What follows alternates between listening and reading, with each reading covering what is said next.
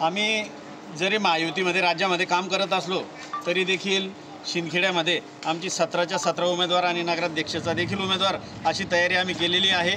अजून 2-3 दिवस आपल्याजवळ आहे। वरिष्ठांचे आदेश अजून असे काही आम्हाला आलेले नाही आहेत, त्याच्यामुळे आज त्या युतीवर आज भाष्य करणं योग्य होणार नाही। परंतु आजचा शिंदखेड्यामध्ये आम्ही ज्यावेळेस रॅलीने आलो आमचा अनुभव फार वाईट होता।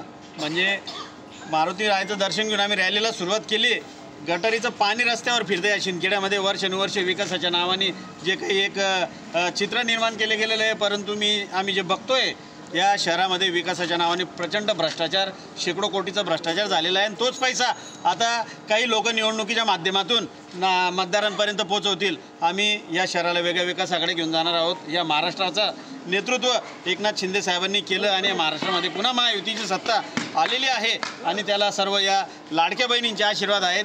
कोणी काही म्हटलं तरी या महाराष्ट्राचा लाडका भाऊ एकनाथ शिंदे साहेबच आहे, त्याच्यामुळे लाडक्या बहिणींचे आशीर्वाद आणि जनतेचे आशीर्वाद शिवसेनेच्या पाठीशी राहतील आणि आमचे सर्वच उमेदवार नगराध्यक्षासह प्रचंड बहुमताने निवडून येतील। या शहराला वर्षानुवर्षे म्हणजे हे जरी शिंदखेडा तालुक्याचं शहर असलं, तालुक्याचं प्रमुख गाव असलं तरी देखील इथे हे एका खेड्यासारखी ज्या शहराची रचना आहे, या शहरामध्ये कुठल्याही प्रकारचा बदल हा प्रत्यक्ष झालेला नाही आहे।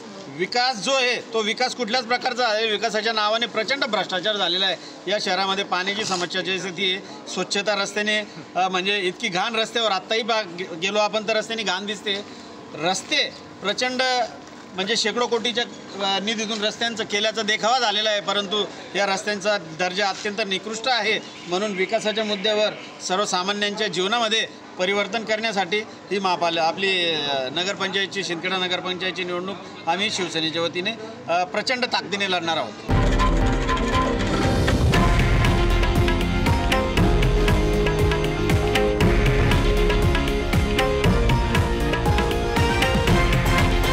हे आहे देशातील नंबर 1 न्यूज नेटवर्क आणि आपण पाहत आहात TV9 मराठी, एकमेव।